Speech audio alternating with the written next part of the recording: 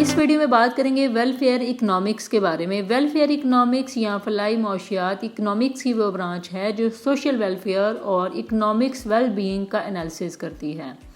इसका फोकस इस बात पर होता है कि इकनॉमिक पॉलिसीज़ और एक्शंस किस तरह से सोशल वेलफेयर को इम्पैक्ट करते हैं और कैसे रिसोर्सेज को एलोकेट किया जा सकता है ताकि मैक्सिमम सोशल वेलफेयर अचीव किया जा सके। फॉर एग्जांपल परेटो एफिशिएंसी है। अगर कोई इकोनॉमिक एलोकेशन ऐसी है जिसमें किसी एक इंडिविजुअल की सिचुएशन को इम्प्रूव किया जा सके बिना किसी दूसरे इंडिविजुअल की सिचुएशन को ख़राब किए, तो उसे परेटो इम्प्रूवमेंट कहते हैं। जब कोई एलोकेशन ऐसा हो जिसमें फर्दर परेटो इम्प्रूवमेंट पॉसिबल ना हो, उसे परेटो एफिशिएंट कहते हैं। फॉर एग्जांपल, अगर एक फैक्ट्री अपनी प्रोडक्शन प्रोसेस को ऐसे इम्प्रूव करे कि पोल्यूशन रिड्यूस हो और प्रोडक्शन कॉस्ट भी कम हो बिना किसी वर्कर की जॉब या सैलरी को इम्पेक्ट किए, तो ये परेटो इम्प्रूवमेंट होगा।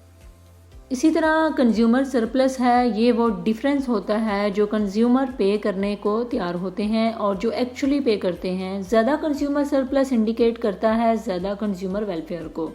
फॉर एग्जांपल, अगर एक कस्टमर किसी प्रोडक्ट के लिए 1000 रुपीज़ पे करने को तैयार है लेकिन उसने वो प्रोडक्ट 800 रुपीज़ में ख़रीद लिए, तो 200 रुपीज़ का उसे क्या होगा, कंज्यूमर सरप्लस हुआ।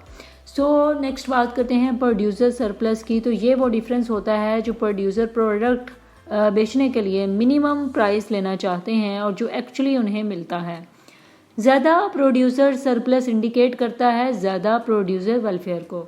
फॉर एग्जांपल, अगर एक फार्मर 1 किलो वीट 500 रुपीज़ में बेचने को तैयार था लेकिन उसने वो 600 रुपीज़ में बेच दिए, तो 100 रुपीज़ का क्या हुआ, उसे प्रोड्यूसर को सरप्लस हुआ।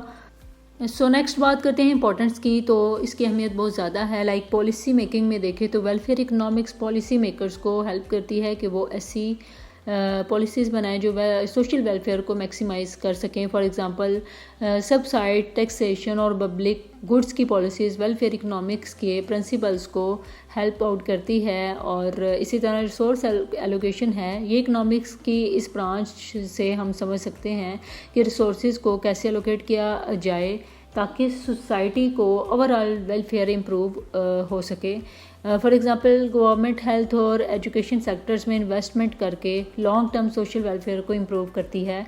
इसी तरह एक्यूटेबल डिस्ट्रीब्यूशन है। तो welfare economics equitable distribution of wealth और इकनॉमी को प्रमोट करती है ताकि सोसाइटी में इनइक्वालिटी को कम किया जा सके। For example, progressive tax system implement करके जिसमें हाई इनकम अर्नर से ज़्यादा टैक्स लिया जाता है और लो इनकम अर्नर से कम टैक्स। इसी तरह इसके कुछ यूजेस हैं। पब्लिक गुड्स में देखें तो वेलफेयर इकनॉमिक्स पब्लिक गुड्स जैसे कि रोड, पार्क, स्ट्रीट लाइटिंग वगैरह प्रोवाइड करने के मेथड को एनालाइज करती है जो मार्केट खुद नहीं प्रोवाइड करता। इसी तरह एक एग्जांपल है, गवर्नमेंट ने एक पब्लिक पार्क बनाया जो सब के लिए एक्सेसिबल है और किसी से भी एंट्री फीस नहीं ली जाती। ये एक पब्लिक गुड्स की एग्जांपल है। इसी तरह इनकम डिस्ट्रीब्यूशन भी वेलफेयर इकनॉमिक के यूज़ में है। वेलफेयर इकनॉमिक्स इनकम रीडिस्ट्रीब्यूशन के लिए पॉलिसीज़ डेवलप करने में हेल्प करती है, जैसे सोशल सिक्योरिटी, अनएम्प्लॉयमेंट बेनिफिट्स और फूड स्टैम्प वगैरह। फॉर एग्जांपल, गवर्नमेंट ने एक प्रोग्राम लॉन्च किया जिसमें लो इनकम फैमिलीज़ को मंथली फाइनेंशियल एड दी जाती है ताकि उसकी बेसिक नीड पूरी हो सकें।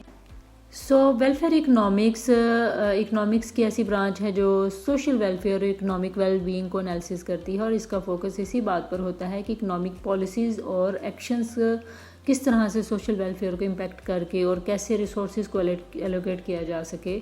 आई होप सो आपको वेलफेयर इकनॉमिक का कंसेप्ट क्लियर हो गया होगा। For more informative latest video kindly subscribe my channel.